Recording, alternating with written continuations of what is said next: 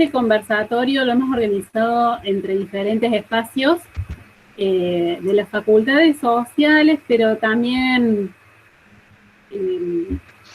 compartiendo la idea y la iniciativa con la Universidad Provincial de Córdoba, la carrera de guardaparques, que estamos compartiendo este espacio hoy. Entonces, es una iniciativa, una oportunidad que nos estamos dando para compartir e intercambiar distintos puntos de vista, y lo que nos nuclea hoy es hablar y pensar sobre la ley de bosques en Córdoba, pensando en esta cuestión de que las normativas son una construcción social, histórica, política, compleja, que tiene conflictividad, donde participan diferentes actores sociales, que se va dando en diferentes momentos históricos, en distintas coyunturas, y que esas cuestiones van a incidir en cómo se cristaliza una normativa, pero también que una vez que llega a ser una ley, por ejemplo en este caso, como la ley de bosques, no es que ya quedó ahí estática y para siempre, sino que siguen siendo objeto de disputa, de debate, y que en este sentido podemos participar desde distintos espacios en estas construcciones también de normativas, como ciudadanos, como profesionales, como parte de organizaciones sociales, ¿no? Entonces la invitación es a pensar un poco más hoy en esta complejidad que tienen las normativas y en esta cuestión más dinámica, no es tan estática como que ya llegó a ser ley, sino, bueno, ¿qué pasa? ¿Cuáles son las trastiendas? ¿Cuáles son los trasfondos que hay ahí? Como una forma de aprendizaje y también para poder sentirnos agentes en esta construcción. Le voy a pedir a Natalia Becerra, que es directora de la licenciatura en Trabajo Social, y después a Federico Leizamón, que es de la carrera de guardaparques, que se va a presentar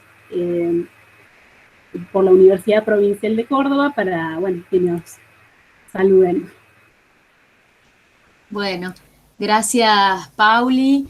Realmente es un placer encontrarme con caras conocidas, con Fede, que nos encontramos acá después de haber transitado muchos años de educación formal también juntos, y en realidad, y otras también educaciones no formales que fueron, creo, las más ricas.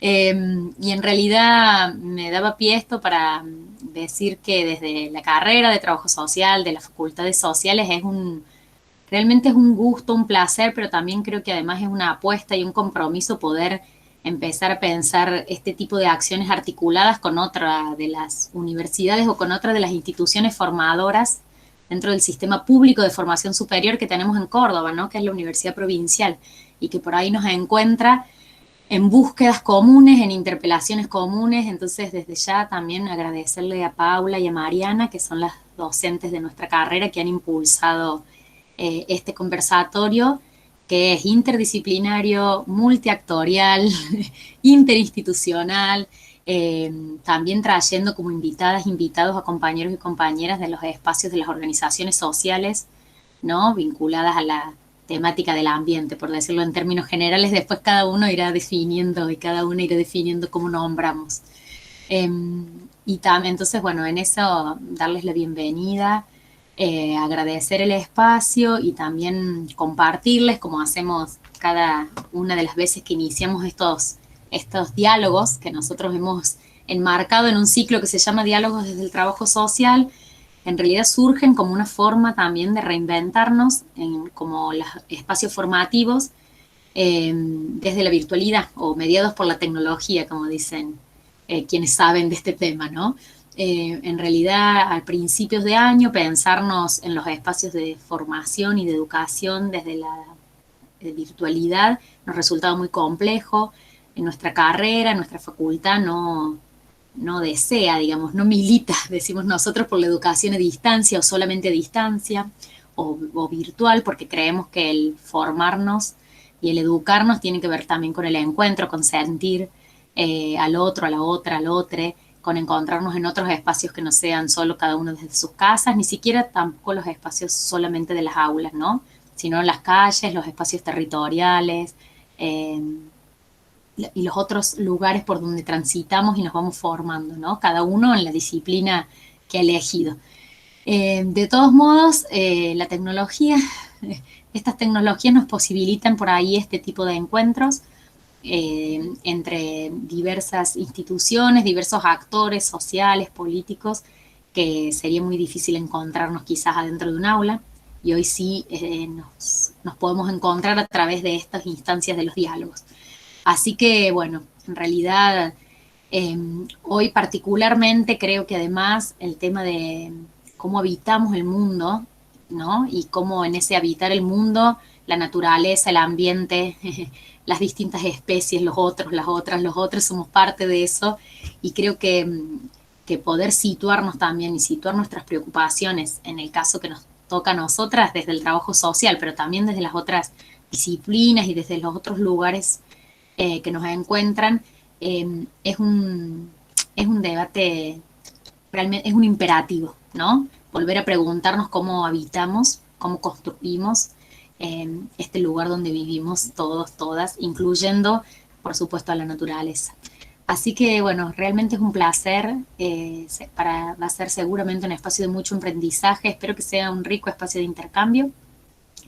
Y bueno, nuevamente darles las gracias y como decía Paula, estos ciclos de diálogos que estamos haciendo desde la carrera, en general pedimos la autorización para que se graben, quedan grabados y después quedan alojados en un micrositio de la Facultad de Sociales, en un micrositio web de la Facultad de Sociales, para que después los podamos seguir utilizando y difundiendo como dispositivo, ¿no? De formación, de interpelación y de aprendizajes. Así que bienvenidos, bienvenidas. Y según entendí, le toca la palabra a Fede Leguizamón. Así que ya está garantizado que va a ser una instancia de aprendizaje con lo que vamos a escuchar de él seguro. Y ni hablar de los invitados y las invitadas que después continúo. Gracias. Bueno, buenas tardes a todas y a todos. Buenas tardes a todos. ¿Me reciben bien? ¿Sale bien el audio? Buenísimo. Bueno, antes que nada, agradecer la participación en nombre de toda la comunidad de la Facultad de Turismo y Ambiente, hacer extensivo el saludo de nuestro decano.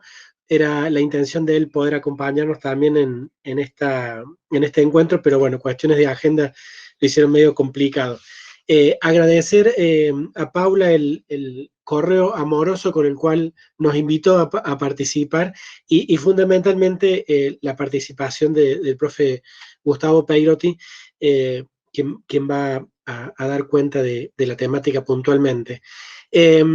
Para nosotros es una instancia muy interesante y muy importante la poder articular en conjunto, como decías, Nati, esto de pensarnos como universidades públicas y también la responsabilidad, ¿no? de la educación pública hoy más que nunca. Hoy un poquito mejor que hace algunos años, pero bueno, nuestra responsabilidad en estas temáticas también, y en articularnos como sujetos universitarios. Así que eso me parece muy, muy importante. Contarles que la Tecnicatura Universitaria en Guardaparque es parte de la propuesta de la Facultad de Turismo y Ambiente de la Universidad Provincial de Córdoba, y que somos la única carrera, por lo menos en Córdoba, con estas características. Y cuando pensamos la carrera, la pensamos con un desafío, que una de las patas necesariamente que tenían que tener estos guardaparques que pensábamos tenía que ver con la mirada social. Dejar un poquito ese viejo paradigma del guardaparque como policía ambiental o eminentemente como policía ambiental, y empezar a pensarlo como un sujeto que interviene activamente en las comunidades, que viven dentro de las reservas o que viven en cercanías a las reservas, desde la educación ambiental, desde el trabajo mancomunado. Hoy es muy difícil pensar en un guardaparque sin esas habilidades sociales. Así que, bueno, hoy más que nunca también es muy interesante este encuentro, que seguramente será como intercambiamos con Paula en algún correo, la primer puertita o la primera acción para que podamos pensarnos juntos, incluso en el territorio y en algún trabajo mancomunado. Al profe Gustavo le toca esa responsabilidad, o es el que lleva esa patita dentro de las materias sociales en la carrera. Las cátedras que él comparte son contexto social y trabajo comunitario en áreas protegidas y problemáticas ambientales en áreas protegidas, ni más ni menos. Así que tiene ese desafío desde la teoría, poder aportarles a nuestros alumnos esa mirada social con la cual entendemos que hoy la conservación más que nunca tiene que ponerse en diálogo con las comunidades. Y ese aporte teórico, claro, también mediado por la atención de la praxis. Las tecnicaturas somos formaciones más del oficio, pero no quiere decir que no tenemos corpus teóricos, ni que mucho menos lo ponemos en tensión. Y en ese sentido, no solo la formación del profe Gustavo es muy pertinente para esto, sino por su expertise práctica en el terreno, porque trabaja en parques nacionales y porque trabaja con comunidades en las áreas protegidas en las cuales le toca trabajar. Así que para nosotros es un placer tenerlo dentro del equipo docente.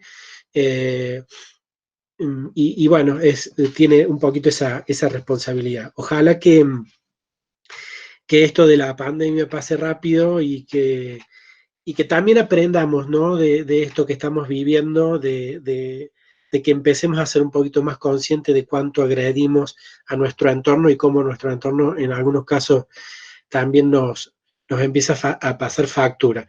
Ojalá que esta primer puertita, esta primera acción nos lleve a compartir el territorio, el terreno, algún proyecto de extensión juntos. Eso creo que sería alucinante. Darle las gracias,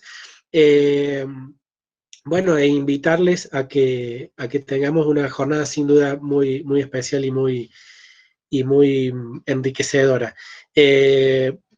Nuevamente, gracias por la invitación, gracias por articular y gracias por permitirnos pensar, ¿no? Que creo que ese es el desafío de este tipo de conversatorios. Más que agradecidos, éxitos en esta jornada, profe Gustavo, y al resto de los expositores, abrazarles a la distancia, y bueno, estamos ahí a disposición para que a partir de ahora lo que necesiten poder compartir.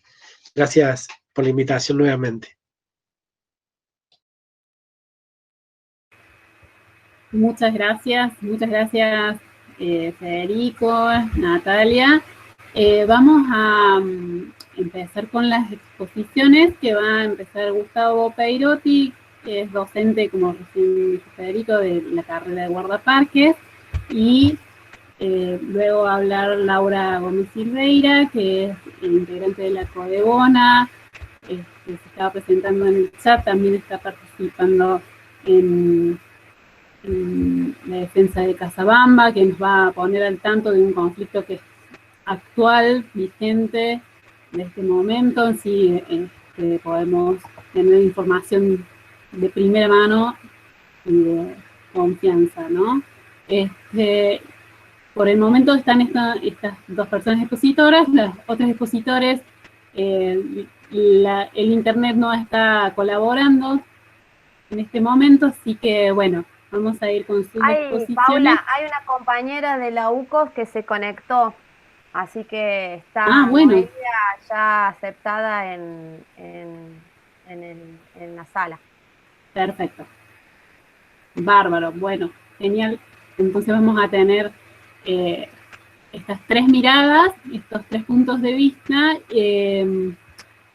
sobre la ley de bosques, y después la invitación es a compartir, a intercambiar. No hay cuestiones correctas o incorrectas, es un espacio de aprendizaje, de debate, de diálogo. Entonces, que todos se animen a sumarse, a dar su opinión, ya sea en el chat o abriendo micrófono después que sean las exposiciones, porque bueno, esta es la idea de que sea un aprendizaje, una construcción de aprendizaje y que sea colectivo. Bueno, Gustavo, te damos la palabra. Buenas tardes a todos. Bueno, esto de la virtualidad hace lejano lo que está cerca, ¿no? Sí, y cercano lo que está lejos. Es una cosa muy rara, ¿no? Así que primero agradecer. Yo recién ahí cuando hablaba Nati y hablaba Federico, me emocionaba, y bueno, porque, digo, para quienes no me conocen, bueno, he transitado como estudiantes, como adscripto, como militante, en un principio en la escuela de trabajo social, hoy facultad, y como docente la Facultad de Turismo y Ambiente de la Universidad Provincial de Córdoba, y ese espacio siempre me lo abrió gente linda, ¿no? Es decir, porque realmente una vez sucede que algunos espacios lo abre gente copante. Es decir, la gente que me abrió los espacios en los lugares que hoy estamos es gente linda y copante. Así que, bueno, va de paso a la honestidad, ¿eh? Así que gracias por todo eso. Y bueno, y compartir esto de decir, bueno, que hoy, tanto yo como trabajador social, pero más que todo como docente de la universidad pública, ¿qué lugar le cabe a la universidad pública en la construcción de las políticas públicas, ¿no? Y me parece que vamos a charlar un poco de esto también ahora. Vamos a tratar de compartir, que salga todo bien, esperemos. Como bien decía Federico, hemos tenido la suerte de iniciar este camino en la Universidad Provincial a través de la Facultad de Turismo y Ambiente. Yo soy docente de la carrera de la Tecnicatura Universitaria de Guardaparque. Y bueno, y también docente de dos espacios curriculares, que es Problemáticas Ambientales y Contexto Social y Trabajo Comunitario en Áreas Protegidas. Y la historia hizo de que, bueno, pudiera compartir algún camino junto a algunas organizaciones sociales y espacios del Estado en torno a lo que fue la primera ley de bosque en la provincia de Córdoba. Pero yo, antes que comenzar a discurrir ese camino histórico, me gustaría 3 o 4 cuestiones conceptuales que, como todo docente, siempre lo hacemos, ¿no? Cuando hablamos del escenario de la política ambiental, tenemos que reconocer que es un escenario complejo, ¿no?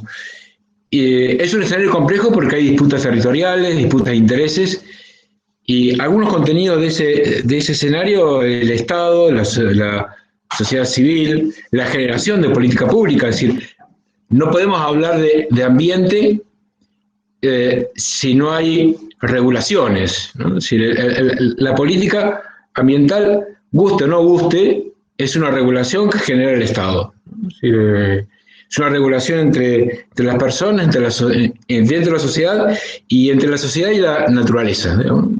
Un poquito más complejo que eso, pero un poco como para graficarlo.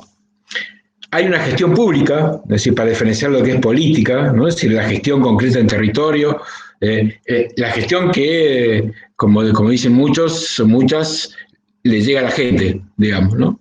Es decir, es el acto ejecutivo de lo que plantea la política. Eso es la gestión. No puede haber política pública sin participación. Y acá quisiera, digamos, detener un poquito. Digamos, en la política, en la generación de política pública, en la generación de la normativa, la participación se da en diferentes modos, momentos y espacios. Hay espacios de demanda, espacios de la ejecución, espacios de la gestión en sí, etc. Es decir, está claro que no hay política ambiental, es decir, no hay política pública sin conflictos, ¿no? Y sin estrategias, ¿no? Y sin otros u otras que tienen una posición tomada referida a ese espacio complejo.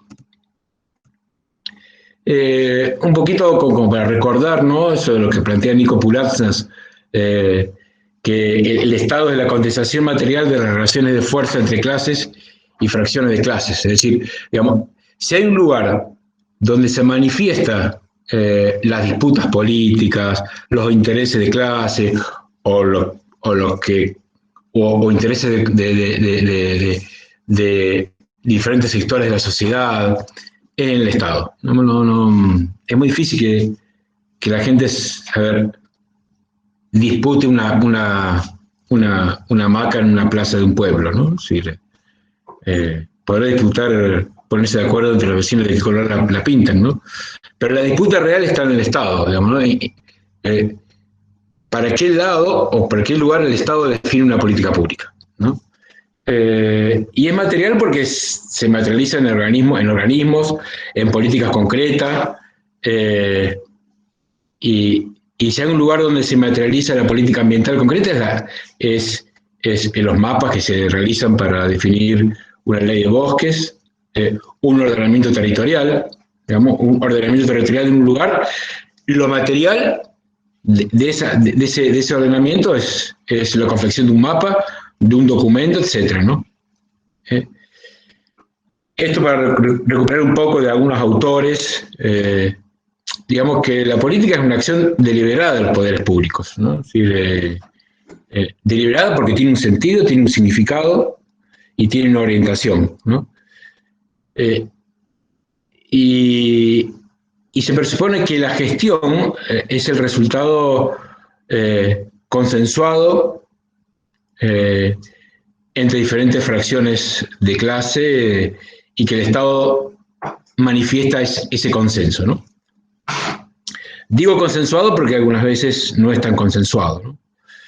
En definitiva, las políticas se generan primero por una demanda. El Estado, esto lo charlábamos otra vez en un espacio también, el Estado no genera una normativa sobre la nada. Es decir, las normativas se generan sobre una demanda concreta, no es que el Estado inventa una política pública, no sé, para anticiparse a un futuro incierto, digamos, ¿no? Sobre algo, ¿no? Que eso, por ejemplo, a ver, es muy difícil que el Estado regule la acción entre cómo dar clase en la Luna. Y no, es muy difícil porque todavía no estamos dando clase en la Luna, digamos.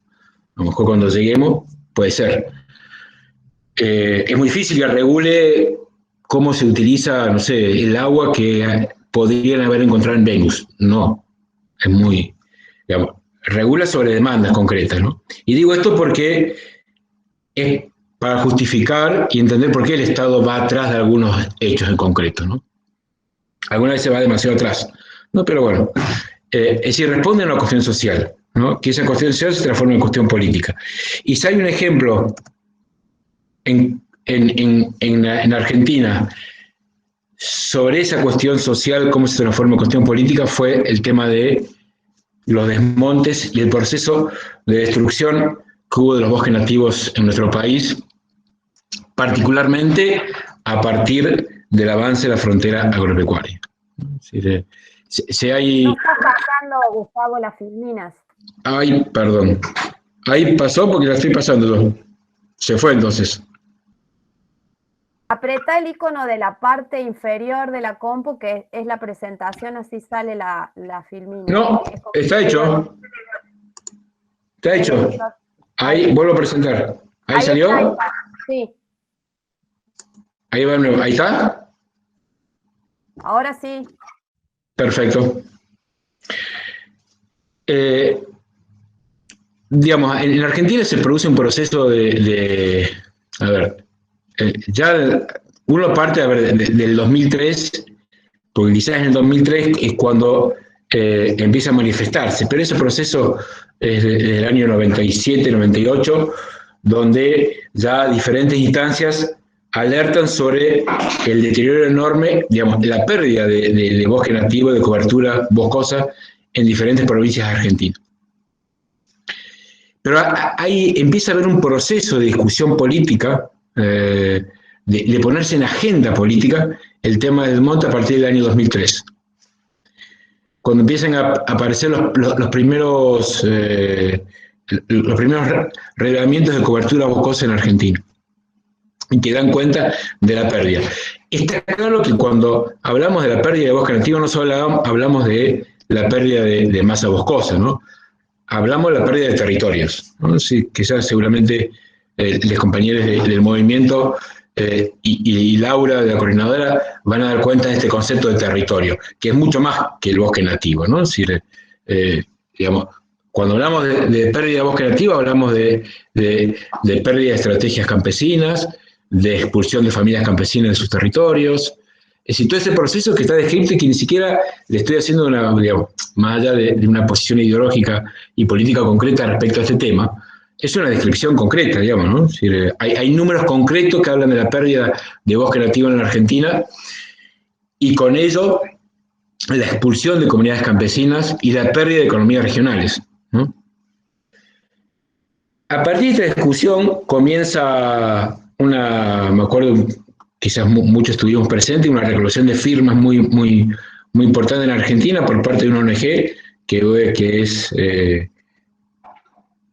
que fue Greenpeace, pero que en realidad recoge, digamos, la solicitud y la demanda de organizaciones sociales, del movimiento campesino, de pequeños productores. Gran parte de la Federación Agraria ya venía cuestionando este modelo. Y en el año 2007, en noviembre, se sanciona la famosa Ley Bonazo, que es la Ley Nacional de Presupuestos Mínimos de Protección de Bosques Nativos, la Ley 26.331. Esta ley, en realidad, se basa en el artículo 41 de nuestra Constitución. El artículo 41 habla de los principios de presupuestos mínimos que deben contener las leyes ambientales. Esto surge, lo digo rápidamente, porque en la reforma de la Constitución del 94 se le da a las provincias la potestad sobre los recursos naturales, que me parece que fue un avance en términos de federalismo. Pero el Congreso se guarda para sí la redacción de leyes que protejan, que tengan un umbral mínimo de protección. Así surgen varias leyes de presupuestos mínimos, entre ellas la Ley de Bosques Nativos. ¿Qué dispone esa ley? Disponía un ordenamiento territorial de los bosques nativos en todo el país. En realidad, en sus considerandos, habla ya del porcentaje de pérdida de masa boscosa en diferentes territorios de la nación. Ordena paralizar los desmontes. Bueno, hay una cantidad de preceptos que está bueno tenerlos en cuenta. Pero lo fundamental es que dispone el inventario y el ordenamiento de todos los bosques nativos del país. ¿Está pasando la diapo? ¿Pasó la diapo? Volví a apretar el televisor. No. Oh, bueno. Ahora, ahí está. ¿Listo? Bueno, vamos a ir ahí. ¿Qué sucede en las provincias? Cuando el Congreso Nacional, digo esto para contextualizar lo que sucede cuando se sanciona una ley. Cuando se sanciona esta ley, se debate y se disputa en las provincias el tema relacionado a las autonomías, ¿no? Es decir, muchas provincias, en principio, no querían adherir a esta ley por decir que era una intromisión en las autonomías provinciales, ¿no? Es decir, de hecho, hay intentos de llevarlo a la Corte Suprema. Bueno, las distintas instancias jurídicas de cada provincia dicen que no, que en realidad no invade ni menoscaba las autonomías provinciales, y que las provincias lo que tienen que hacer es adherir a esa ley y a lo sumo confeccionar otra ley que no esté por debajo de esos presupuestos, sino por arriba, ¿no? Había entonces dos posibilidades: adherir en términos completos o redactar nuevas leyes, una nueva ley que esté por arriba de sus presupuesto que planteaba la ley nacional. Hay un debate y una disputa con respecto al proceso de implementación, cómo debe implementarse la ley, ¿no? Y ahí empiezan a aparecer actores sociales que en realidad no, digamos, no estaban tan en la palestra de la discusión ambiental, ¿no? Es decir, recordemos que hasta hace aproximadamente 20 años en Argentina, 25 años, es decir, la cuestión ambiental estaba reducida a ciertos espacios, ¿no? Muy limitados, ¿no? Y es a partir de la ley de presupuestos mínimos de bosques nativos y también de algunas otras discusiones, es que diferentes sectores de la sociedad empiezan a discutir en lo público esta cuestión. Ahí aparece la sociedad rural, las universidades, las ONG, el movimiento campesino, es decir, en todo el país tiene una fuerte presencia en la discusión de la ley de bosque. Y digo sociedades rurales también porque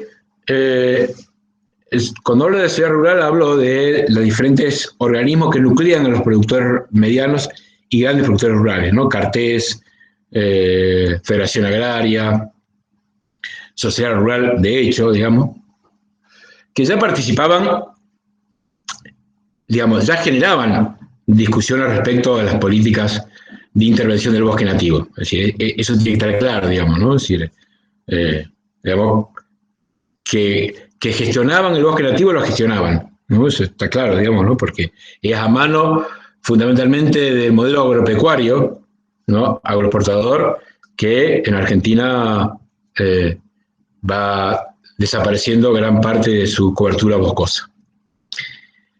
Hay un hecho concreto una disputa muy importante que está bueno recordarla en la provincia de Salta respecto a la ley de ordenamiento territorial de bosque nativo de Salta, donde la Universidad Nacional de Salta tiene una presencia muy fuerte, ¿no?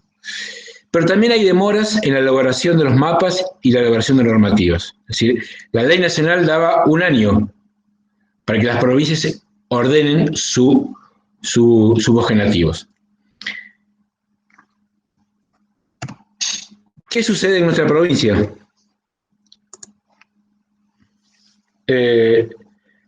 Hay un proceso colectivo de puesta en debate, el de la ley, y que es generada por tres,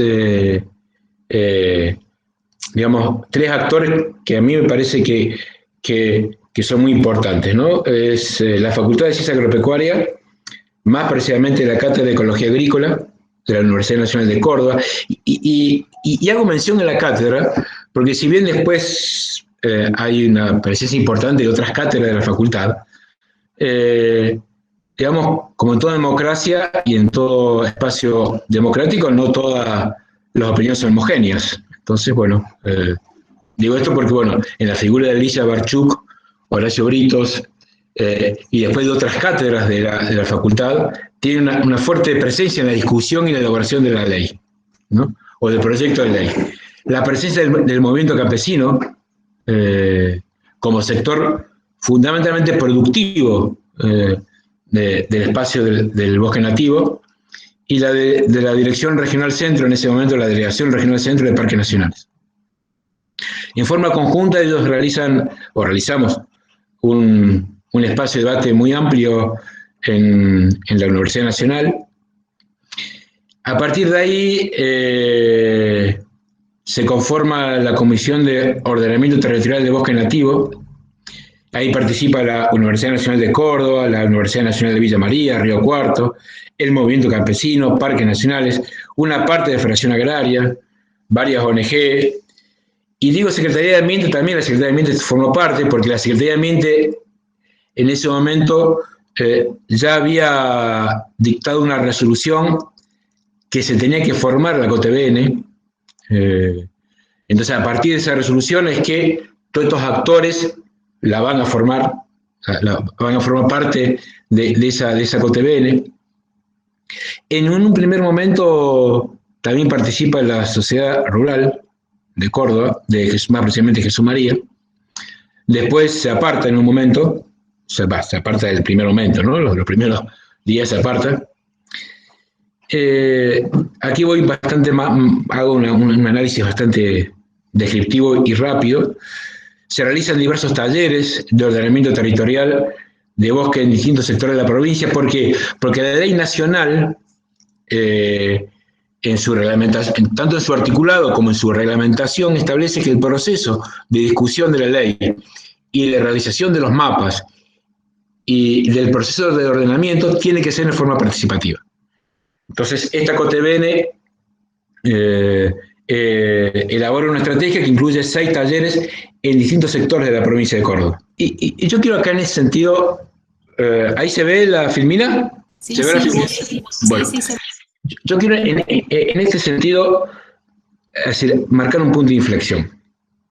Lo que ustedes están viendo en pantalla son los términos de referencia para la intervención, para las intervenciones sobre el bosque nativo.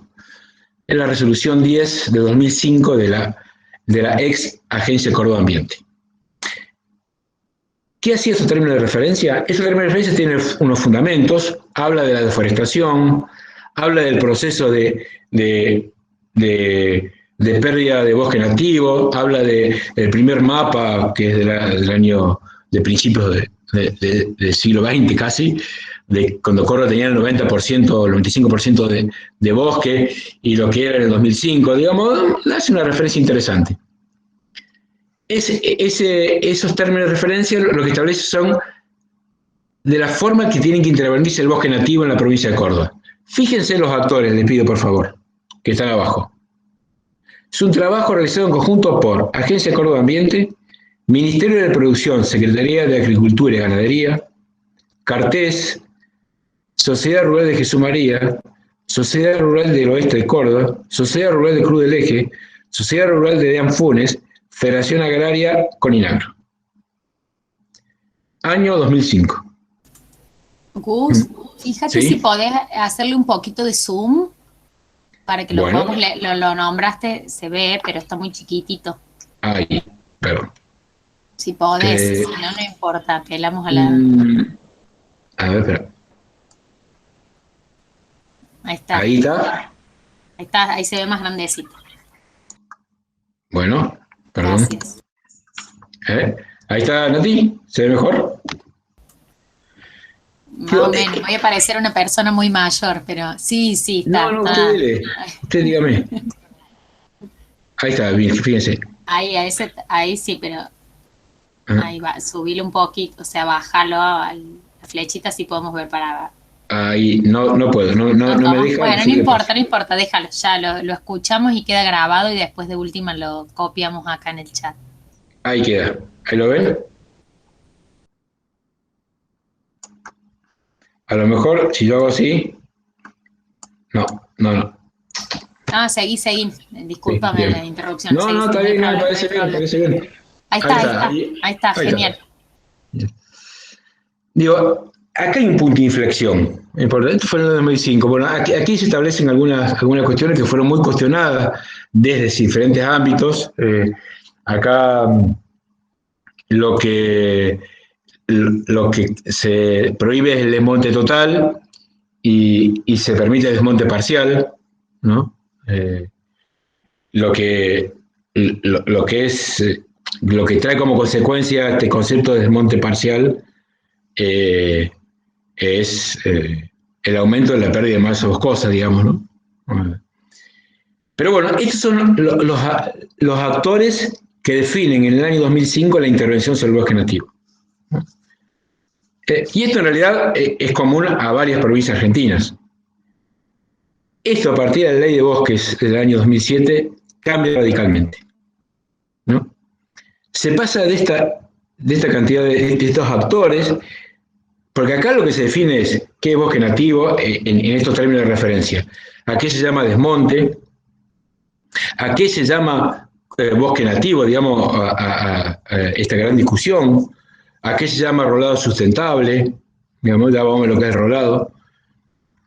Y se pasa a esto, ¿no?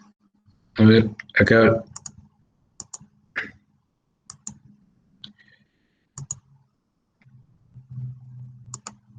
se pasa esto. Ahí también, ¿no? A este espacio de participación. Es decir, de la discusión de la política de intervención del bosque nativo, se pasa a esto, ¿no? A una demanda en el espacio público. Y a mí me parece que este es el punto de inflexión en la provincia de Córdoba respecto al bosque nativo, que no tiene vuelta atrás.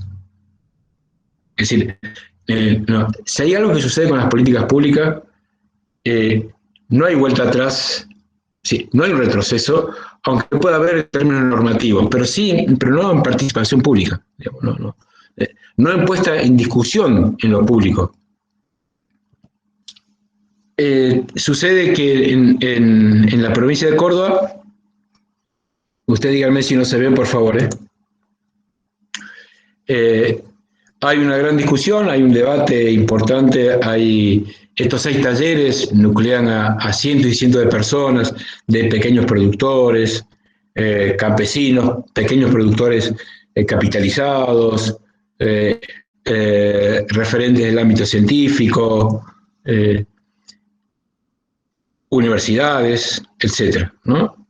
Y entra en disputa en la legislatura provincial y empieza a discutirse 9 meses de discusión en la Comisión de Asuntos Ecológicos de la legislatura provincial, y empieza a discutirse conceptos como bosque nativo, desmonte, rolados, la palabra sustentable, ¿no? El rolado es lo que se hace para hacer desmonte selectivo, ¿no? Digamos, y se empatana la discusión acá, digamos, ¿no? Es decir, porque esto definía el contenido intrínseco de la ley, ¿no? Y acá es muy interesante este ámbito de discusión, porque por ahí, pero che, ¿por qué tanto discutir bosque nativo? Bueno, porque como yo defino el bosque nativo, es lo que es la esencia de la ley, digamos, ¿no? Lo que hacía la esencia de la ley. Lo que ustedes ven es la propuesta de mapa que hace la COTEBN, ¿no? Con los 3 colores. Posteriormente, ese proyecto, esa propuesta se presenta en la legislatura. Bueno, sucede lo que la mayoría del mundo, la gente conoce, ¿no? Que este proyecto discutido durante casi un año no es tomado en cuenta y se sanciona una ley que es un proyecto que entra a la comisión el día anterior, 2 días antes, entra a la comisión y se sanciona la ley 9814, que en realidad colisionaba en su articulado con la ley 26.331. Digamos, yo había dicho anteriormente, ¿se acuerdan de que la ley nacional, la ley de bosque nacional, que es una ley de presupuestos mínimos y que ninguna provincia puede legislar por abajo de esa ley, de esos presupuestos? Bueno, la ley de Córdoba sancionada fijaba presupuestos por debajo de la ley de presupuestos mínimos. Por lo tanto, la Secretaría de Ambiente pide modificar articulados, hay una solicitud del Defensor del Pueblo de la Nación en ese sentido, hay pronunciamientos en contra de la ley, tanto de diferentes universidades, y después hay un decreto modificatorio de los artículos conflictivos por parte del gobierno de la Sota. Hay una modificación de esos artículos que permite la bajada de fondos, que ya van a explicar los compañeros del movimiento campesino.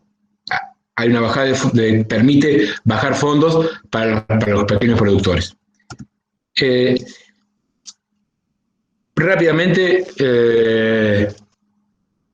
nuestros bosques necesitan un mapa actualizado. En la ley nacional establece en el artículo 6 que toda actualización de los mapas tiene que hacerse en forma participativa. Córdoba ya está atrasado 5 años en este sentido. Y está claro que el mapa tiene que ser coherente con la ley provincial y la ley nacional, ¿no? Ese es un espacio está claro que es un espacio de tensión, es un espacio de construcción también.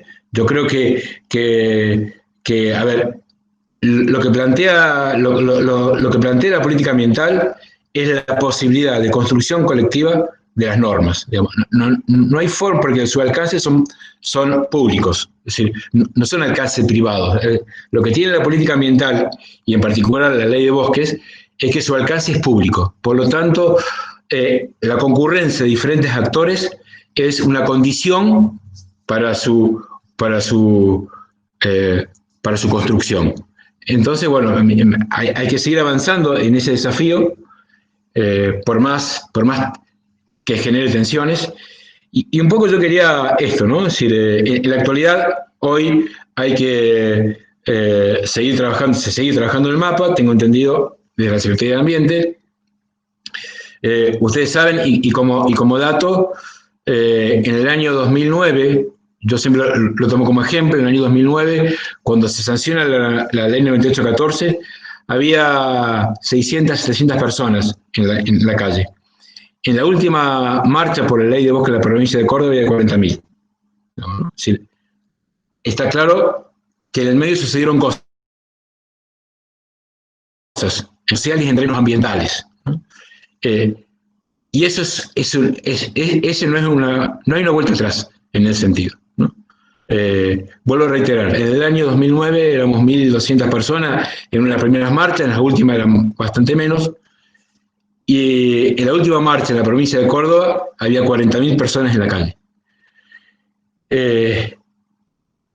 Creo que esto marca una diferencia enorme, ¿no? Pero a eso hay que ponerle cabeza y ponerle gestión para la construcción de un mapa que dé cuenta de esas necesidades. Bueno, hasta acá nomás. Este es el actual mapa que está aprobado por la Secretaría de Ambiente y Desarrollo Sustentable de la Nación. Lo que ustedes están viendo en las zonas rojas, ahí no se divide tanto las zonas amarillas. A ver, este es el mapa, perdón. Ahí está el mapa actual. Ese es el mapa actual de la provincia de Córdoba, después podemos hablar sobre eso, de los bosques nativos. Así que bueno, que sigan de otros compañeros. Y bueno, no hay bosque nativo sin personas y no puede haber familias campesinas trabajando sin bosque nativo. Así que, gracias. Tengo la gran admiración de presentarla a Laura Gómez Silveira, una compañera luchadora, guardiana del monte, que siempre está dispuesta a aportar su mirada y sobre todo la experiencia de participación y de fogonear en los territorios el conocimiento de lo que significan los marcos jurídicos, como para que podamos aprender todos y todas de ese proceso, ¿no? Y de esa coherencia de los modos de habitar el monte. Así que, Laura, gracias. Bueno, espero que a mí no se me corte. Muchas gracias por haberme invitado.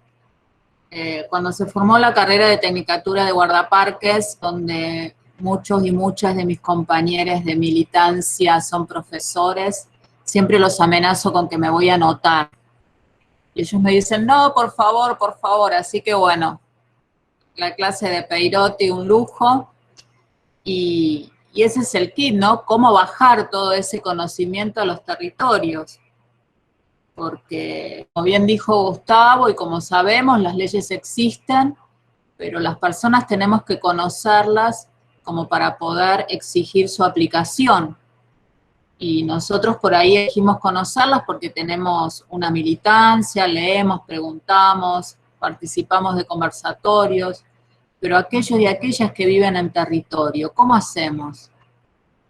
Eso es siempre lo que a nosotros como militantes, ya sea ambientales o de cualquier otro tipo, ¿no? Pero bueno, en este caso hablo de la militancia ambiental, ¿cómo hacer para llevar eso a los territorios y que la gente sepa que tiene derechos y que hay leyes que los protejan?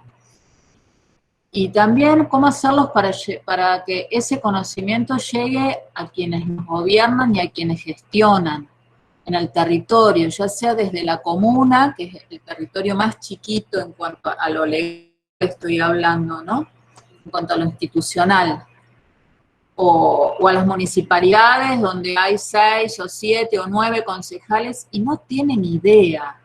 Y ellos y ellas son las que de última se pueden presentar sus ordenanzas o pueden reclamar al Ejecutivo. Decía que, bueno, que yo soy de la Asamblea por la Reserva Bamba, es mi asamblea de base. ¿Qué es una asamblea de base? No es una ONG. Nosotros no tenemos personería jurídica, somos un grupo de vecinos y vecinas que vivíamos en Calera, y bueno, decidimos formar la Asamblea por la Reserva Bamba para seguir un trabajo que había hecho el Grupo Escalera y el Aula Abierta de Montaña, que había sido un trabajo para hacer un proyecto de reglamentación de una ordenanza que se había dado en el 2001. En esa época, en el 2001, debido a unas inundaciones que se habían producido en el 2000 y que había afectado el sur de Sierras Chicas, se crearon por ordenanza muchas reservas hídricas y naturales y recreativas naturales, entre ellas la de La Calera, Villa Allende, Mendiolaza, Saldán. Entonces, bueno, lo que pasa es que esas reservas nunca se reglamentaron, ¿no? Que es lo que se necesita para que haya gestión, para que haya presupuesto, para que haya guardaparques. Así que, bueno, el Grupo Escalera con el Aula Abierta de Montaña hicieron un proceso durante 3 años de participación, de ordenamiento territorial de esa reserva.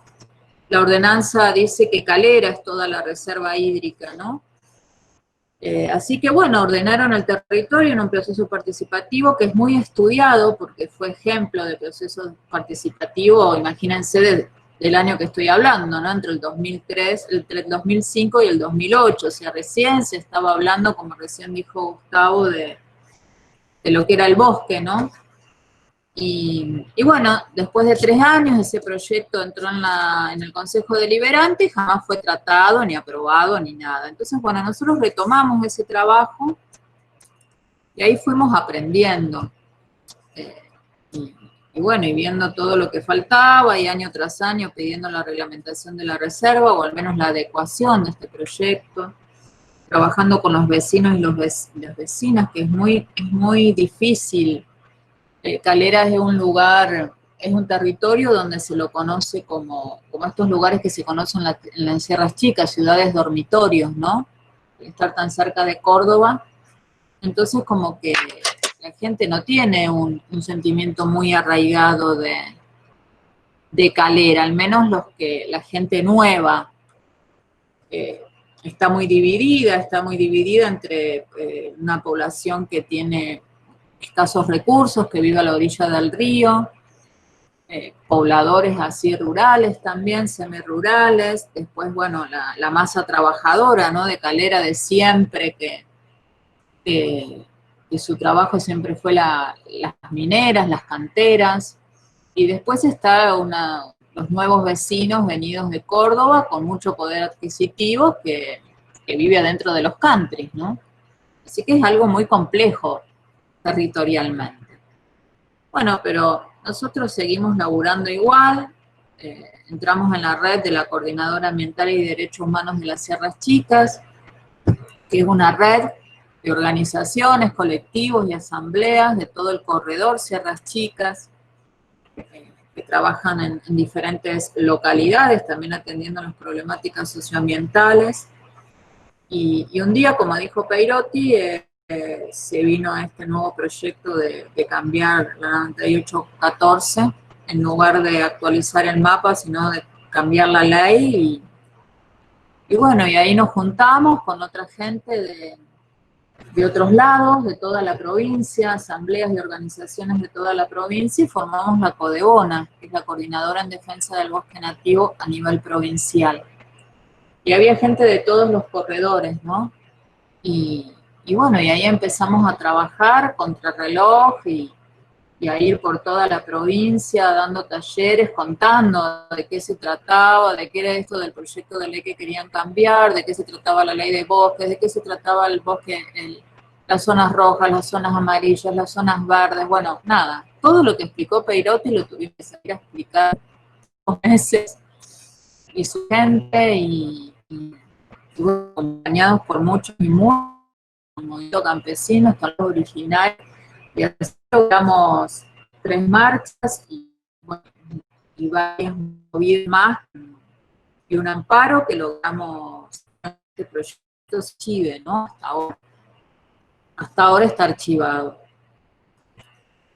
Eso fue a nivel provincial, no fue fácil, tuvimos que ponerle el cuerpo porque éramos pocos, a pesar que en la calle se ve muchos, pero bueno, a la hora de estar ahí éramos pocos y bueno, tuvimos que hacernos cargo de eso, ¿no? Y salir y ver cómo hacíamos. Con respecto a nuestro trabajo territorial en particular, que es lo de Calera, nosotros siempre trabajamos con la gente de Casabamba porque hacemos caminatas. Nosotros creemos que para poder defender el territorio tenemos que conocerlo, entonces empezamos así, haciendo caminatas. Quizás muchos de ustedes y muchas hayan venido algunas de las caminatas que hicimos. Hacemos caminatas por el Camino San Fernando, muchas caminatas en Casabamba, La Cascada, o a los campamentos históricos que hay ahí de los antiguos mineros. Y bueno, siempre trabajando desde ahí, así que con mucha relación con los habitantes de Casabamba. Tenemos un refugio ahí, que es el refugio de Montaña Macondo, donde tenemos un compañero, el Darío. Y bueno, a esta gente no tan involucrada en el ambiente, sino más bien tratando de zafar el día a día, ¿no? Porque eso también es lo que uno ve en el territorio, o sea que cuando vos no tenés la panza llena, no podés pensar en cuidar la montaña que tenés al lado, ¿no? Entonces ahí también tenemos que ver la problemática y tenemos que abordarlo, tener un montón de estrategias como para abordar ese tema también. Y también enseñar que por ahí el monte también nos puede dar alimento, nos puede dar medicina, que eso se ha perdido en muchos de estos lugares más cerca de las ciudades. Así que bueno, ese era nuestro trabajo hasta que les pusieron un portón hace 1 año y medio, el señor Camaraza, porque quiere dinamitar los cerros Mogote Cortado, y bueno, él tiene un expediente metido en minería desde el año 2000, es previo a la ley de bosques. Entonces, bueno, tiene una molienda allí porque es para lo único que tiene permiso, y bueno, siempre este expediente pidiendo pidiendo abrir una cantera, ¿no? Y bueno, hace 3 años volvió el expediente de vuelta o sea, como a cumplir con ciertos requisitos que le pedían. Nosotros tuvimos acceso al expediente porque esa también es otra cosa de la que nos toca, ¿no? A los ambientalistas. Y esa palabra, a mí me encanta que me digan ambientalista, pero muchas veces está súper bastardeada, ¿no? Es como que, ay, sí, son ambientalistas, quieren solo los arbolitos. No, sí, también queremos los arbolitos, pero también queremos un territorio sano y que la gente que viva ahí pueda vivir en el territorio, con el territorio, y tenga una vida autosustentable. Eso es lo que queremos. Aparte de los arbolitos, que también los queremos. Y bueno, entonces, bueno, en esto que somos nos toca hablar con autoridades todo el tiempo, porque si no, ¿con quién vamos a hablar? Si son ellos los que aprueban o no aprueban. O sea, sí, el anarquismo es buenísimo, yo soy la primera anarquista, pero después hay que ir a hablar y sentarse con el de minería y tratar de que nos pase un expediente para ver de qué están hablando. Entonces, para todo eso también hay que bajar un poco y sonreír otro poco, hacerse medio la boluda e ir a hablar con el señor de minería, que por otra parte el antiguo director, secretario, me apreciaba. Entonces cuando íbamos siempre nos mostraba los expedientes y nos dejaba sacar fotos. Y bueno, así que ahí íbamos. Y tuvimos acceso al expediente donde le pedían muchas cosas, y entre todas esas cosas le pedían que por ese camino no pase absolutamente nadie. ¿Por qué? Los cerros Mogote Cortado están a 500 metros, ¿no?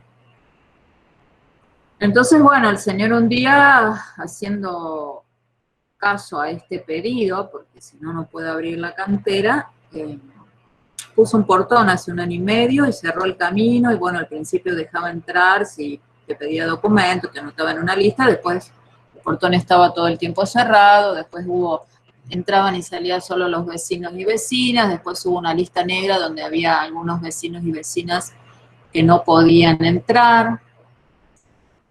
Y bueno, y así la fueron llevando, ¿no? Todo bien, porque si fuese por nosotros, la cama el primer día que pusimos el portón no lo podíamos andar. Pero bueno, la decisión de los vecinos y vecinas, ¿no? Es tan difícil para los militantes respetar el tiempo del otro. Así que bueno, esperamos 1 año y medio hasta que igualmente accionamos desde lo legal, hicimos varios amparos, siempre estuvimos visibilizándolo, siempre los vecinos y vecinas denunciaban, después tuvimos una denuncia penal que está en curso, acompañábamos todo lo que ellos querían. Particularmente yo me dedico a la comunicación porque soy comunicadora social y bueno, y como ya no vivo más en Calera, sino que vivo en Sal Si Puedes, es la mano que siempre di desde ese lugar. Y bueno, hasta que pasó esto de los incendios, de los últimos incendios, que bajó hasta un incendio que habían prendido en Pan de Azúcar, porque ustedes saben, ¿no?, que el 99% de los incendios de la provincia de Córdoba son intencionales, ¿no? Y bueno, habían prendido ahí en Pan de Azúcar y bajó hasta Casabamba y los vecinos se vieron, ese mismo día, a la madrugada, habían abierto llamativamente las válvulas del dique San Roque, o sea que el río Suquía había crecido, los vecinos no podían, ellos viven del otro lado del río, no podían cruzar porque no hay pasarela. Esa es otra cosa, los vecinos de Casabamba hace más de 30 años que piden una pasarela para poder cruzar el río y salir por el camino que es público y ahora está cerrado por Camaraza. Así que bueno, quedaron literalmente atrapados entre el fuego y el río. Tuvieron que salir por las vías como lo hacen habitualmente, los vecinos que no pueden entrar y salir por el camino, 2 kilómetros por las vías. Los bomberos no pudieron ingresar, ingresó una sola camioneta con 4 bomberos también por las vías, con todo lo que todo el peligro, ¿no?, que conlleva. Y bueno, después vino la gente de la municipalidad, después que empezamos a llamar a todo el mundo y se llevó a un par de familias, otros se quedaron, ayudaron a apagar el fuego. Bueno, entonces a partir de ese hecho como que tomaron conciencia, ¿no?, de que era grave lo que estaba pasando, que se podrían haber muerto todos, realmente fue bastante grave. Quedó gente afectada, sobre todo niños, niñas y ancianos, y bueno, y ahí decidieron hacer un acampe, ¿no?, para reclamar sus derechos, volver a tener el camino público. Entonces, bueno, y ahí obviamente nosotros acompañando porque era lo que queríamos, lo que siempre quisimos desde que el portón estuvo. Entonces, esta oportunidad se nos da como para hablar mejor, como para contarle a la gente que sí tiene derechos, que tiene derechos legales, contarles que están adentro de una reserva. Entonces, como que ahí es como se va entendiendo más, que los concejales se involucren, ir al consejo deliberante, que sean los propios vecinos y vecinas que expliquen dónde están, por qué el bosque, cómo quieren vivir. Y bueno, creo que se trata de eso. Nosotros siempre decimos que sin organización no conseguimos nada, que nos tenemos que organizar y tenemos que prepararnos y tenemos que ser responsables también con lo que comunicamos, que a partir de ahí vamos a poder tener una lucha seria y vamos a poder alcanzar nuestros objetivos. Y bueno, por eso siempre cuando vemos estos grupos de autoconvocados que celebramos, como por ejemplo en los últimos incendios, celebramos que así sea, pero también que actuar con responsabilidad y preguntando y asesorándose y viendo qué decir hacia el afuera, porque muchas veces el gobierno, ya sea municipal, provincial, nacional, se agarra de esas cosas, ¿no? Y si nosotros, como siempre decimos, pedimos por una emergencia ambiental que le habilite a Schiaretti, que le manden fondos para remediar los bosques, está más que claro que Schiaretti no va a remediar ningún bosque. Y si vivimos diciendo que queda el 3% de bosque nativo, no es así, no queda el 3% de bosque nativo, queda el 24% de bosque nativo entre zonas rojas y renovables.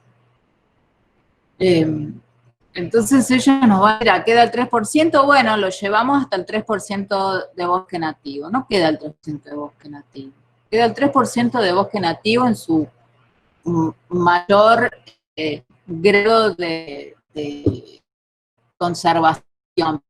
Después, todo el grado de conservación del bosque, que por ahí el profesor lo explica mejor que yo, y esto lo calculamos más o menos. Es bosque que debemos dar y que seguir perdiendo. Y también cuando se habla de reforestar, ¿no? Al bosque no hay que reforestar, hay que dejarlo que crezca. ¿Querés plantar plantines de plantas nativas? Bueno, de árboles nativos, salí a buscar la semilla, hacete tu plantín y plantalo en la vereda o en el patio de tu casa o en una plaza. Entonces se vienen los pájaros y se van llevando esa semilla. Entonces, bueno, son cosas básicas que por ahí la gente no tiene acceso a eso y por el hacer a veces se cometen muchos errores. Y bueno, por eso creemos que es fundamental la organización y el aprender. El aprender y el preguntar y el estar con otros y otras que nos puedan ir guiando y acompañarnos y organizarnos. Esa es la base para nosotros de la lucha territorial, ¿no? Y de la lucha por un ambiente y de respetar al otro, ya sea al otro individualmente como a las demás organizaciones que por ahí tienen el mismo objetivo, pero tienen diferentes estrategias. También hay que respetarlos. Y, sí, bueno, no sé si alguien quiere saber algo más, pero no tengo mucho más para agregar. Desde los territorios de la central de Leucós del Movimiento Campesino te damos la bienvenida y gracias. Bueno, mi nombre es Noé Raschi, compañera del Movimiento Campesino, que nos salió recién la intervención. Espero aportar con estos audios. Bueno, en líneas generales, bueno, total coincidencia con lo que marcaba Gustavo en su intervención anterior. Rescato y rescatamos, digamos, como construcción esto de poder, a través de este proceso de lucha por la ley de bosque, y rescatar el concepto de la función social del bosque nativo. Hasta previo a la salida a la calle, a la construcción de la demanda pública por la ley de bosque, como organización veníamos trabajando mucho la función social de la tierra, pero esta etapa nos permitió ampliar el concepto de territorialidad y pensar también y conceptualizar a la función social del bosque nativo, y en esos términos la familia campesina como sujeto inherente y parte de ese bosque nativo. Nosotros, desde su implementación, las familias campesinas prácticamente llevamos adelante lo que se llama planes de conservación, que no son los planes de manejo, por estar situadas en las zonas rojas que señalaba el mapa. Nuestras actividades en el marco de la ley de bosque deben estar ligadas a la conservación del mismo. Y en eso hemos ido pudiendo aportar desde la experiencia de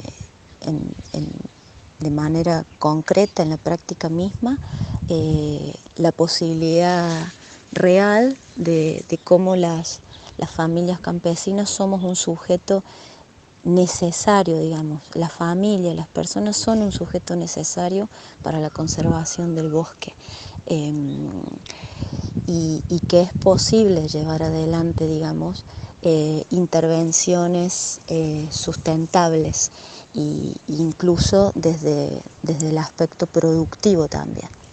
En eso, toda la experiencia que ha marcado el desarrollo de la apicultura, la posibilidad de generar ordenamientos territoriales para la mejor integración de la actividad ganadera, la agricultura y la recolección, porque uno de los componentes de la vida campesina es la diversidad de su producción. La diversidad de su producción que va nutriendo y completando todo el calendario anual de las actividades y de la vida. Entonces, en esa cosmovisión, de alguna forma, de cómo entendemos la vida campesina, es impensable reducir a una cuestión de monocultivo o de pensar un territorio sin nuestras actividades dentro, porque el bosque nos necesita, pero también nosotros, las familias, necesitamos del bosque para seguir reproduciendo cotidianamente nuestra existencia.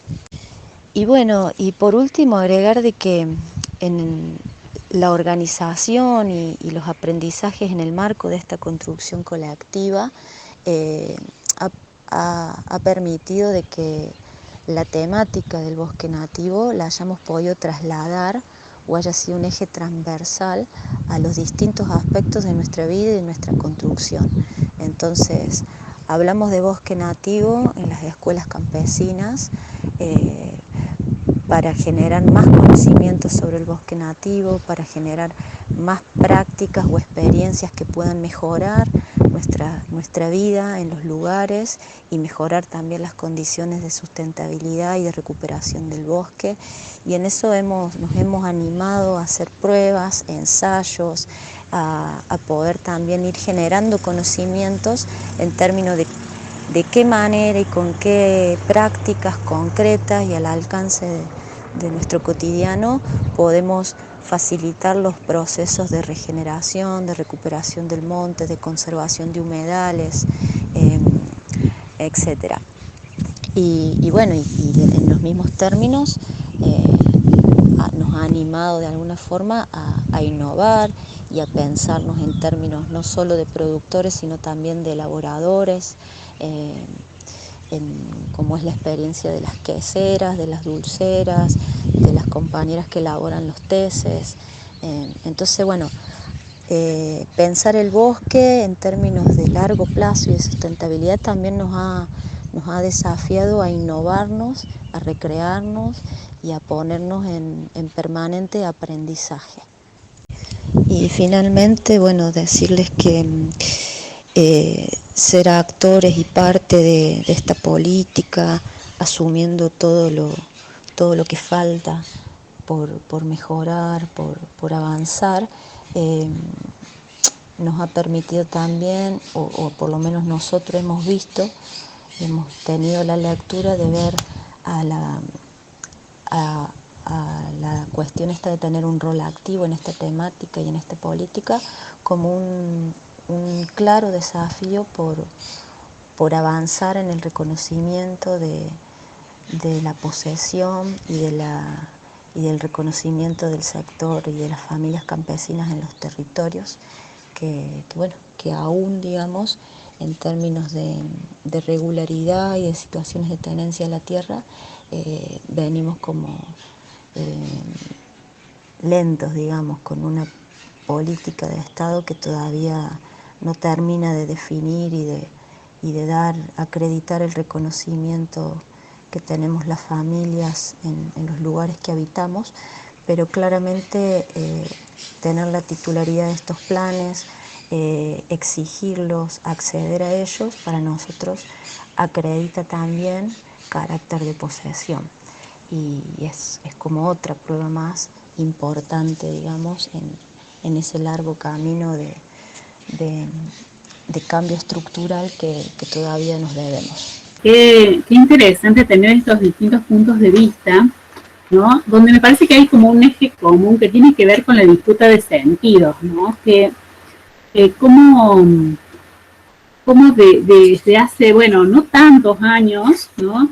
No tantos años, este concepto de bosque nativo se empieza a instalar y a discutir cada vez en sectores más amplios de nuestra población, ¿no? Entonces, hay como mostrado, Gustavo, que desde 2005, donde hubo una definición hecha por pocos actores vinculados a los agronegocios, se fue ampliando este debate y qué actores participan en esas disputas y cómo las poblaciones de las sierras, del campo, las poblaciones campesinas, las poblaciones urbanas también, inclusive, nos vamos apropiando de estas ideas, vamos conociendo y cuán importante es la acción de las organizaciones sociales, ¿no? Esto que decía Laura, primero hay que conocer las normativas, saber de qué se trata, saber qué derechos tenemos para poder defenderlos y conocer qué es el bosque nativo, ir a caminar, querer ese bosque, esa yuyo, serrano, ese pájaro, saber que existen, saber por qué son importantes, cuáles son los valores que encierran y que transmiten y todo lo que tiene que ver con la vida, ¿no? Con el desarrollo de la vida cotidiana de nuestras poblaciones. Y cómo, bueno, en esto, ¿qué hacemos? ¿Cómo participamos? ¿Podemos participar desde la carrera de guardaparques? ¿Por qué nos importa saber esto? Desde la carrera de trabajo social o de la Facultad de Ciencias Sociales, ¿por qué nos tendría que interesar esto? Esto que recién planteaba Laura, yo recuerdo una de las discusiones que tuvimos en el proyecto de la COTDN, fue el tema de la minería, ¿no? Digo, a ver, cuando uno empieza a discutir de la política ambiental, hay lugares en los cuales sí o sí tenemos que discutir, digamos. Muchos cuestionan decir, bueno, ¿por qué tenemos que estar en ese momento en la Comisión de Asuntos Ecológicos? Estaba el legislador Marcelo Falo a cargo de esa comisión. Y bueno, los espacios que nos ofrece la democracia son eso, digamos, ¿no? Es decir, son esos espacios. Por lo tanto, es en esos espacios lo que tenemos que discutir con todos sus condicionamientos y con toda su realidad. No, es decir, si queremos una ley, a ver, esto es lo que planteaba Laura recién, ¿no? Es decir, si queremos reglamentar la reserva AMBA, hay que discutirlo en el Consejo Deliberante de la Calera. Es decir, obviamente que hay que discutirlo y trabajarlo y construirlo en la calle, en la plaza, en la casa de las amigues, en el club, en el centro vecinal, etc. Pero si vamos a discutir la reglamentación, hay que después discutirla en el Consejo Deliberante. Y la ley de bosque, pero recuerdo también hay que discutirla en la legislatura con toda la realidad, con todos sus condicionamientos, porque son los espacios de la democracia. Y bueno, serán espacios que también hay que modificar, digamos, ¿no? Recién lo comentaba, bueno, hay concejales que no sabían nada. Bueno, hay legisladores que tampoco saben nada y se preocuparon por saber, digamos, ¿no? Por buscar asesores en ese momento, sobre todo la ley de bosque. Y uno de ellos era la minería, ¿no? Córdoba tiene una ley sancionada en el 2008 que prohíbe la minería a cielo abierto, que tuvo un pedido de inconstitucionalidad de la Corporación Minera de Córdoba, que ese pedido de constitucionalidad lo acompañó el sindicato de mineros de Córdoba, es decir, AOMA, es decir, la corporación que nuclea a los trabajadores de la minería, acompañó ese pedido de inconstitucionalidad en contra de la ley que prohíbe la minería a cielo abierto, la gran minería a cielo abierto en la provincia de Córdoba.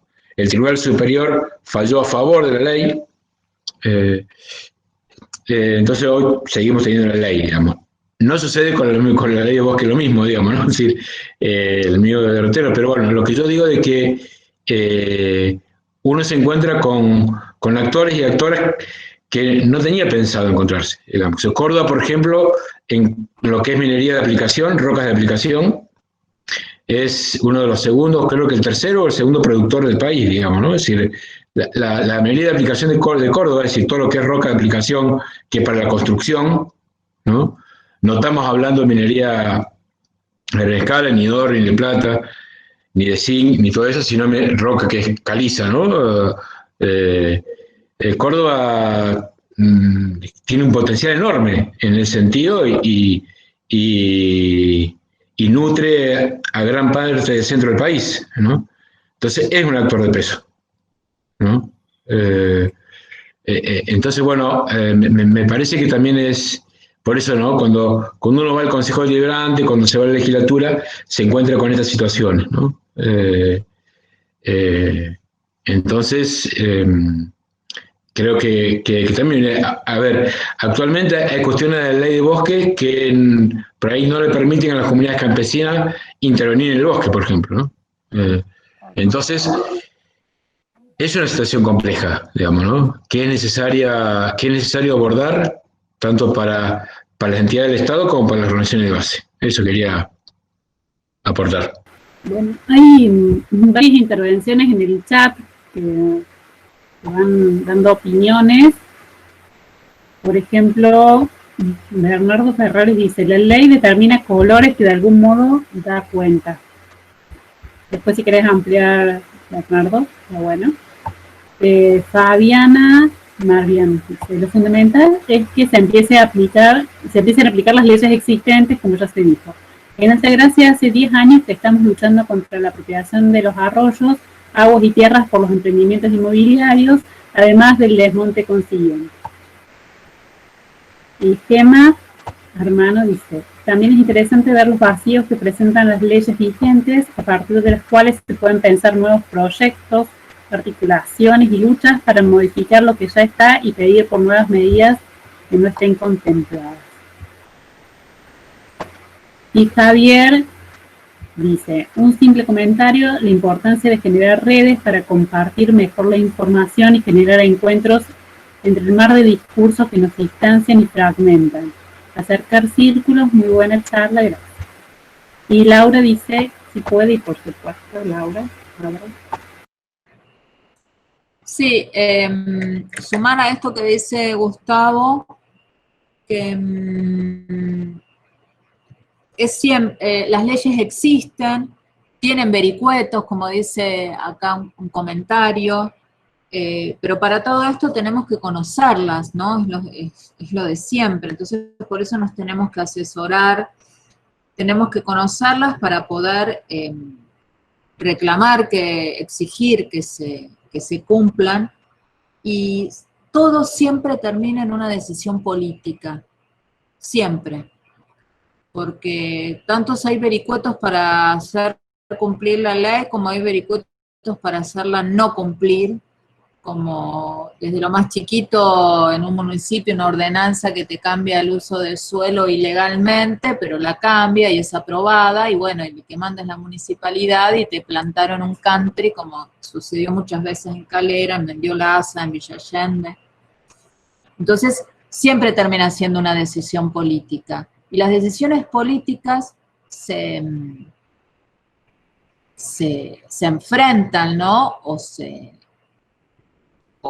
piden, o se exigen con la movilización de quienes viven en el territorio. Y con respecto a, no sé si era María Paula o Mariana la que comentó desde qué se puede hacer desde las universidades o desde las facultades, y me parece que es muy importante la función que tienen en acercarse por ahí a las asambleas y ofrecer una mano, porque de verdad nosotros no nos dan los cuerpos ni las cuerpas, y menos aún el bolsillo en estas épocas. Entonces, muchas veces necesitamos de gente joven, con ganas, con pilas, que se acerquen, que nos den una mano, que puedan hacer diferentes actividades de las cuales nosotros no damos abasto. Yo ahora ya casi 3 semanas que lo único que hago es hablar de Casabamba, y manejo yo toda la comunicación, entonces no se da abasto, y hay otros compañeros que manejan, que están en el territorio acompañando, en este momento están en el Consejo Deliberante, entonces como que está muy bueno que desde las universidades los y las estudiantes bajen al territorio, se acerquen a las organizaciones sociales, se saben que hay una organización de base, se saben que hay una asamblea, un colectivo, que den una mano desde donde se pueda darla. Y porque así también se va replicando y ya los ambientalistas pasan como a conversarse también en otros ámbitos, ¿no? Esto de la virtualidad a nosotros nos recontra sumó para que muchos y muchas se enteren, porque esto, hay acceso a conversatorios públicos, a charlas, de gente que no tiene, que te podés conectar, como decía Gustavo al principio, estés donde estés, entonces se va conociendo, me parece que eso nos ayudó mucho, y bueno, y por ahí vamos, eso nomás quería aportar. Ahí les dejé 2 sitios. Un primer sitio que es el sitio donde está todo el proceso de la ley de bosque de la COTEBN, y hay un segundo sitio que es del SEDA, digamos, que es todos los aspectos legales que tuvo la ley de bosque, la 9814. Alejandro Dera es quien lo produjo, que es, bueno, toda la acción que tuvo al principio esta ley, una acción de inconstitucionalidad, la 9814, la primera ley, y me parece que es interesante ver ahí todas las cuestiones jurídicas y el proyecto que tuvo la COTEBN, ¿no? Así que me parece que es interesante también ese proceso, digamos. Fabiana Marbián, que es de Altagracia, está compartiendo información, completando como la información que nos va dando en el chat. Dice, nosotros llegamos a tribunales, la próxima instancia es el Tribunal Superior de Justicia, nos acompaña Fundeps, pero los camaristas anulan los fallos como si nada, y la municipalidad se lava las manos. Fabiana, si vos también tenés algún Facebook, algún espacio donde se pueda conocer más de la situación, y querés compartirlo, está bueno. Y Mariana, contanos qué es lo que estás compartiendo acá en el chat. No, era aportar lo que dice Fabiana. Me parece que tanto para alumnos de la cátedra de problemática ambiental y contexto comunitario de guardaparques, y lo que es para, digamos, el acceso a los recursos, digamos, o a los bienes comunes para el trabajo social, me parece que lo que plantea Fabiana es muy interesante, digamos, ¿no?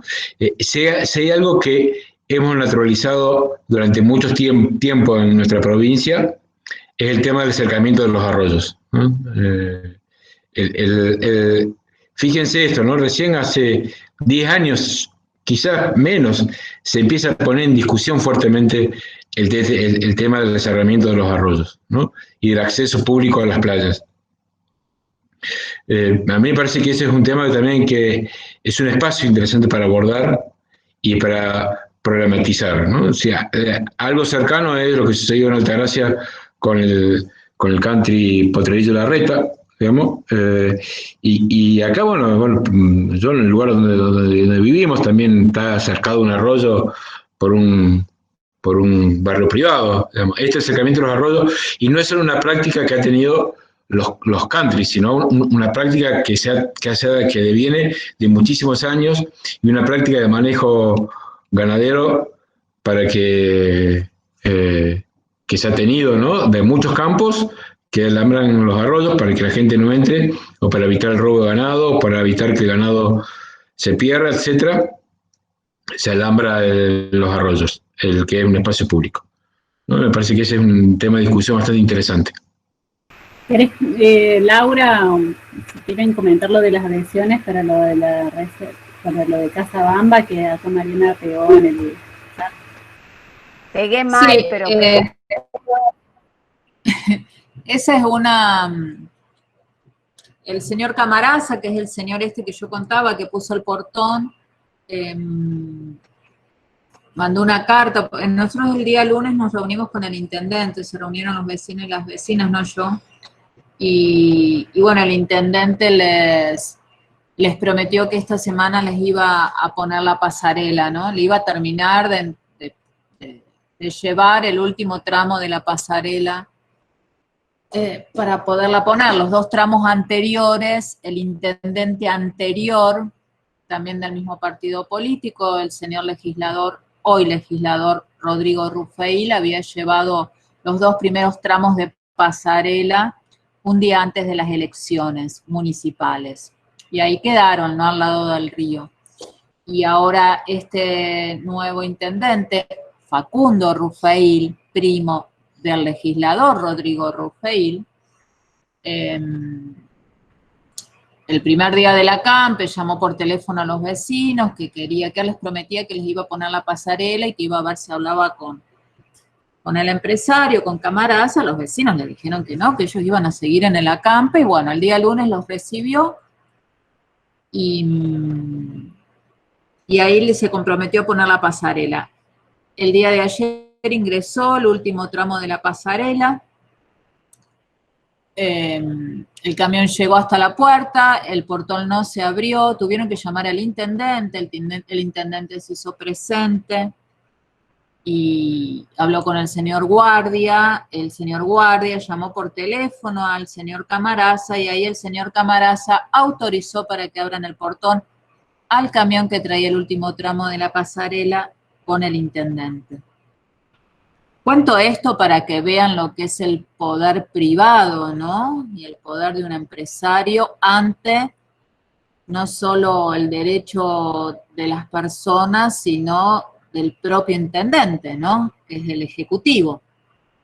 Por eso no me extraña en absoluto cuando acá la compañera pone eso del poder judicial, o sea, hay otros intereses que nosotros no tenemos ni idea, pero se ven en la práctica. Así que bueno, la pasarela fue ingresada en el día de ayer y a las 2 horas el señor Camarasa manda una carta que anduvo por ahí, por todos lados, diciendo que como él siempre apoyó a los habitantes de Casabamba, decide que la pasarela sea colocada, decide hacer un camino público que le va a llevar 1 año, mientras tanto el portón va a seguir cerrado, decide que va a ser otro camino paralelo, todo esto sabiendo que ya hay un camino, ¿no? Público, que históricamente los vecinos y las vecinas lo han usado hace más de 100 años. Y él decide, bueno, todo eso, cuando él haga el camino público, cuando se terminen las obras, él tiene que mantener el portón cerrado porque está cuidando a los habitantes de Casabamba. Recién ahí, después de 1 año, va a sacar el portón. A lo cual, bueno, nosotros sacamos un comunicado que también está en las redes y hoy se nos ocurrió esto de lo que nosotros como vecinos y vecinas decimos por el cuidado de la gente que vive en Casabamba, y a eso estamos pidiendo adhesiones, ¿no? Así que bueno, eso es lo que pasa, lo que todavía sigue pasando, no solo en Calera, en muchos lugares de Córdoba y en muchos lugares del país, que hay gente que está acostumbrada a lo que se dice vulgarmente como patrón de estancia y sigue actuando igual, ¿no? En este caso en Calera tenemos patrones mineros y todo el tiempo estamos parando canteras, o sea, a mí me dicen que yo ya soy especialista en parar audiencias públicas, porque es verdad, o sea, tengo tanto, con estos últimos años hemos descubierto ciertas estrategias y utilizado ciertas estrategias y cada vez nos vamos perfeccionando más en esto de parar audiencias públicas. El año pasado paramos 3 audiencias públicas de canteras en Calera con más de 5.000 anotados, directamente las levantan. Pero bueno, el señor Escoto ahora, nuevo ministro de Ambiente, ha puesto que las audiencias públicas van a ser en forma virtual. Tuve la oportunidad de preguntarle al señor Escoto en vivo y en directo. Vivo y en directo no, por pantalla, sobre las audiencias virtuales, y él me dijo que las tenía que probar, que estaban bárbaras. Así que bueno, estamos esperando para probarlas, a ver cómo funcionan. Bueno, qué difícil este contexto, ¿no? Que es lo que estás contando, Laura, porque los espacios, las movilizaciones sociales, particularmente en relación a los temas ambientales, han sido muy decisivas a la hora de frenar medidas, de estas participaciones ciudadanas, por ejemplo, en las audiencias públicas que han frenado proyectos, o sea, qué sé yo, en la Ruta 38, en San Antonio de Congama, en el dique Carapé. Esto que vos decís, hay tantos distritos que ni siquiera se hace la audiencia, pero bueno, complicado ahora este momento para la movilización, para mostrar qué es lo que queremos como pobladoras también. Acá dice Rocío, se hizo audiencia pública virtual para tratar la creación del Ente Bio Córdoba. Sí, es por el zoológico, digamos, el espacio del zoológico, digamos. Yo como aporte, digamos, esto de las audiencias públicas que plantea Laura, yo quiero recordar un poco, digamos, que en realidad el tema de las audiencias públicas es, digamos, recién cuando hablábamos de esta construcción de las leyes, de la normativa, la 10.208, que es la que establece, en realidad las audiencias públicas la establece la Ley General del Ambiente, digamos, ¿no? Que es una ley de presupuestos mínimos. A Córdoba le faltaba esa ley de adhesión a esa Ley General del Ambiente, porque la que tenía era anterior a la Ley General del Ambiente. Entonces, habría que hacer un arreglo ahí jurídico. Y en realidad la que tenemos nosotros, la nueva, la 10.208, surge a partir de un conflicto muy grande, o en el contexto de un conflicto muy grande en Malvinas Argentinas con la planta Monsanto, ¿no? Es decir, es una respuesta política del gobierno de la Sota, que a mí me parece, particularmente, me parece inteligente,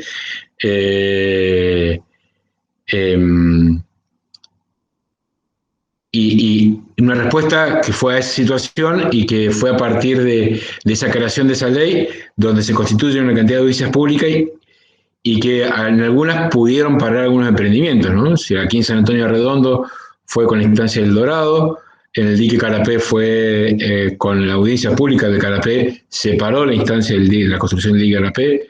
Laura se acordará muy bien. En Tras la Sierra se pararon 2 emprendimientos inmobiliarios a partir de esas audiencias públicas. Y bueno, la más resonante de los últimos tiempos fue lo sucedido con las audiencias públicas con respecto a la autovía montaña. A mí me parece que digamos, a ver, hay momentos de la política pública donde se van creando instancias y espacios donde las organizaciones no están siendo indiferentes, lo van ocupando, lo van resignificando, ¿no? Y creo que esto ha sucedido con las audiencias públicas, ¿no? Creo que en ese sentido a mí me parece que es interesante, son otras las instancias más, me parece que no son instancias de participación, pero sí es una instancia más, que me parece interesante en la construcción y en la disputa de la política ambiental, porque bueno, hay momentos donde han dado resultados, digamos, y por eso digo, me parece que hay mucho para seguir discutiendo, debatiendo, y lo importante es que, a ver, con supuestamente estas formas de audiencias públicas virtuales, no se contrapongan los principios que establece la Ley Nacional de Información Pública y la Ley Nacional de Ambiente, ¿no? Que es muy clara con respecto a cómo tienen que ser las audiencias públicas. Entonces, me parece que ahí está también uno de los puntos en discusión. Bueno, no sé si hay un aporte más. Le agradecemos muchísimo la participación. Por ahí me parece importante la reflexión que decíamos de cómo son algunas herramientas de las cuales debemos aprender para poder construir desde los territorios la defensa, digamos, del ambiente, de los territorios. Me quedo con la aporte de Noelia, que habla del ambiente que tiene una función social, que no tiene que ser algo, un anexo o una visión que se complementa cuando hablamos de comunidades, sino que es parte misma de cómo los conflictos territoriales tienen que ver con lo ambiental. Es lo que nos hace generar un esfuerzo para poder construir conocimientos compartidos, marcos referenciales que puedan construirse con el aporte, sin duda, de las luchas sociales. Eso nos tiene que impactar en los espacios de formación académica, en los espacios de formación de las universidades públicas, como decía también Federico, y con una responsabilidad social de que hoy es el momento de poder aportar y estar más despiertos que nunca, porque el avance del capital se da básicamente sobre las poblaciones que están más desorganizadas, y de esa manera también avanzar sobre el proceso de desmantelamiento de todo lo que es el futuro de la humanidad, ¿no? Hoy estamos en esta forma de compartir, enseñar y aprender y discutir por efecto mismo de nosotros como especie, ¿no? Lo que estamos haciendo con nosotros mismos y con todo lo que nos rodea. Así que no sé si no hay más aportes, no sé si Federico, Laura se quieren despedir, Gustavo. Agradecerlos infinitamente y ojalá nos volvamos a encontrar siempre, sobre todo en la calle, cuando podamos. Bueno, Mariana y Paula, Nati también, nosotros, bueno, nuevamente decirles gracias por permitirnos participar, por permitirnos encontrarnos. Gracias, Gustavo, por la claridad de los conceptos. Así son todas las clases del profe Gustavo. Así que, bueno, más que agradecidos y muy contentos de poder articular, ¿no? Creo que lo dijimos al comienzo de la charla, es muy valioso que los estudiantes que están haciendo los primeros pasos en algunos casos y algunos de alumnos y alumnas avanzadas que bueno, tengan estas instancias de poder construir también, ¿no? la mirada y la opinión. Así que gracias, volver a acercarles el abrazo y el saludo del decano de la facultad, que bueno, por una cuestión de agenda no pudo estar, pero bueno, que mandaba el saludo. Y ojalá que sí, Mariana, estemos prontito compartiendo la calle y los mates, y por qué no también el monte, y poder encontrarnos en un trabajo articulado ahí. Gracias, espero que lo hayan disfrutado. Para nosotros fue muy rico. Le consulté yo a Paula la posibilidad de contar con el material para bueno, compartirlo con el resto de la comunidad de nuestra facultad. Así que, bueno, gracias y quedamos atentos a nuevas iniciativas. Gracias también, Laura, por los conceptos claros, y la CUMPA ahí, que tuvo problemas de conectividad, que bueno, también esta situación de pandemia desnuda la situación en la que estamos, ¿no? Creo que Paula hacía referencia a eso, vos, Mariana, cuánto nos falta todavía para la igualdad de los territorios y para la igualdad de las condiciones de todas y todas. Así que bueno, gracias nuevamente. Muchas gracias a todos quienes participaron, quienes expusieron, quienes opinaron. Vamos a compartirles toda la información, vamos a desgrabar los audios para que puedan disfrutar de todo ese contenido tan rico. Así que bueno, quienes dejaron el correo, les va a llegar la información y va a estar disponible en la página web de la facultad. Y bueno, y también quedamos pensando en todo lo que nos queda por aprender, por hacer también, ¿no? Como estudiantes de las universidades públicas, y cuán importante es conocer estas realidades que por ahí no tienen publicidad, y cuánto también podemos pensar desde las universidades públicas en nuestra tarea, ¿no? de aprendizaje, y también de poder pensar cómo aportamos, y toda la diversidad de estrategias que hoy se plantearon para poder defender nuestro ambiente, un modo de vida, ¿no? Que tienen que ver desde estrategias educativas, de comunicación pública, bueno, son múltiples, son muchas, y cada una de las carreras que estamos acá presentes seguramente tenemos mucho para aportar, pero bueno, este desafío de tomar los temas y profundizar en ellos, y bueno, y conocer más para poder tener también no solo opiniones, sino propuestas que aporten a nuestros territorios, a nuestras poblaciones, en una direccionalidad que sea, bueno, que aporte a la vida, a un ambiente sano, pero también en que podamos producir, vivir y disfrutar todos.